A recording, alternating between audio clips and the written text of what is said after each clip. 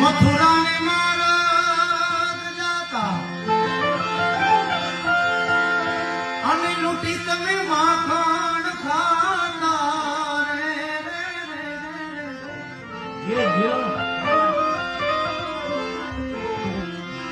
પછી તોડ્યા કેમ જૂના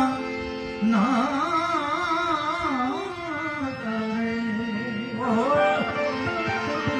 એવો ધવજી રે